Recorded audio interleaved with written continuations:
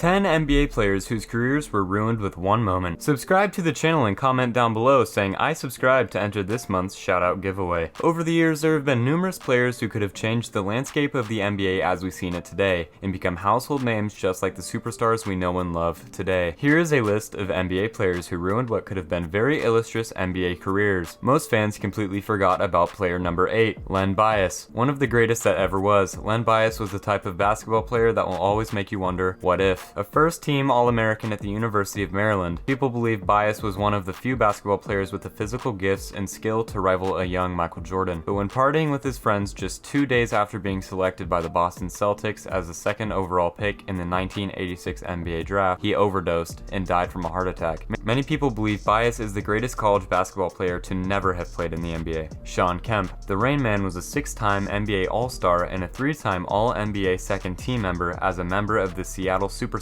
but after Shawn Kemp's dispute with the Supersonics in which he wanted to renegotiate his 1994 contract extension but couldn't do so until 1997, coupled with his resentment of the team's acquisition, Jim McIlvaine, via a 7-year, $33.6 million contract, it all went downhill from there. He eventually forced his way out of Seattle, getting traded to the Cleveland Cavaliers, but his love for basketball had vanished. In the lockout-shortened season of 1998 through 1999, Kemp reportedly showed up to the Cavaliers training camp weighing as much as 325 pounds. After the Cavaliers traded him to the Portland Trail Blazers after the 1999-2000 season, his substance abuse issues were added to the list of problems that badly curtailed the prime of his NBA career. The defense have picked up the intensity instead of guys being guarded 10 or 15 feet outside the rim.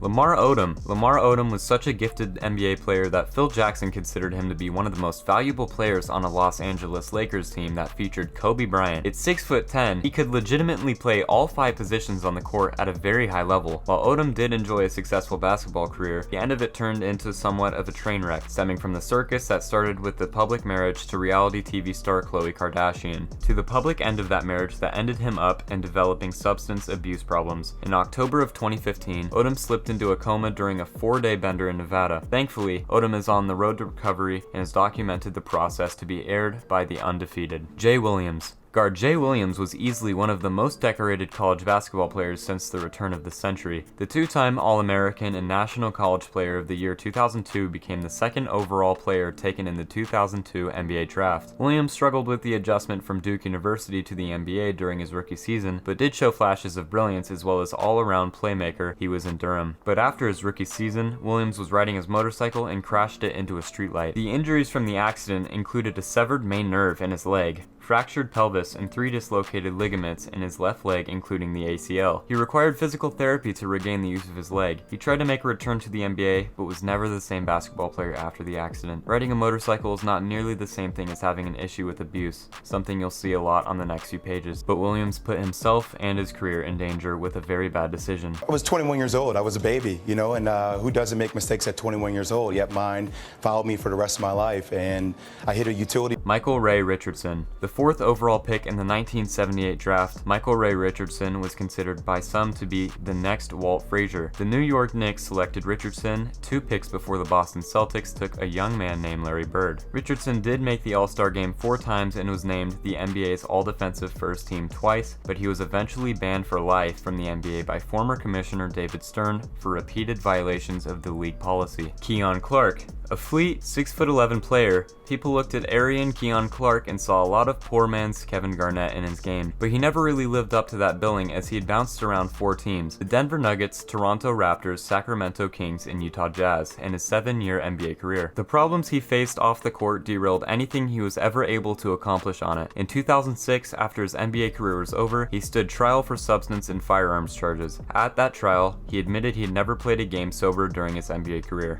O.J. Mayo. Ovinton J. Anthony Mayo, better known as OJ, was a high school legend. Despite some wayward issues in his college career, NBA teams couldn't pass up the pure shooting talent Mayo possessed. But like others on this list, he never really lived up to that talent. In 2016, OJ Mayo was dismissed and disqualified from the league for violating the terms of the NBA/NBPA anti-drug program. Mayo's suspension will last at least 2 years, which probably cost him $20 to $30 million in lost salary. Michael Beasley. Michael Beasley, who grew up together and became great childhood friends with fellow high school and college phenom Kevin Durant, was the second overall pick in the 2008 NBA draft by the Miami Heat, but Beasley is yet another sad case of an NBA player with all the talent in the world, but having too many distractions that ruined all that potential. In his first 5 seasons in the NBA, he was involved with 5 different NBA drug violations. During his 9 seasons in the NBA, Beasley has already played for 5 different teams, and that doesn't include the time he spent playing pro ball in China during the 2015 season. Derek Coleman. Whenever NBA scouts see a big man with breathtaking athleticism and basketball skills, but have major questions about his motivation to really excel at the game of basketball, there's always worried that that big man might become the next Derek Coleman. In fairness, Coleman did win Rookie of the Year in 1991, make an All-Star Game appearance in 1994, in the All-NBA third team in 1993 and 1994, but he never really got close to living up to his true potential. According to league sources, Coleman played his 15-year career expending the least amount of effort possible, gliding by on an NBA-ready body and a superior touch. He also drove a handful of coaches to the unemployment line and some to therapy. Sports Illustrated once remarked that Coleman could have been the best power forward ever and said he played just well enough to ensure his next paycheck. Isaiah Rider Jr., better known as J.R. Rider, took the NBA by storm as a member of the Minnesota Timberwolves, being named the NBA's all-rookie first team and winning the 1994 NBA Slam Dunk Contest with a dunk that he called the East Bay Funk Dunk. But after that stellar rookie season, he kept running afoul with the law. There was the incident where he allegedly contacted a female manager at a sports bar, followed by multiple arrests for possession. He bounced around from team to team in his 6-year NBA career. Aside from his numerous off-the-court issues, Rider was completely uncoachable. By the age of 30, he was out of the league. In 2007, after his NBA career was over, he was sentenced to 7 months in jail after pleading guilty to drug possession. This brings us to the end of our video. I hope you enjoyed it. Hit like if you did, and don't forget to subscribe to our channel so that you don't miss out on any of our future videos. Also, watch the 2 videos that are on your screen because I'm sure you'll love them. With that, I'll see you in the next video.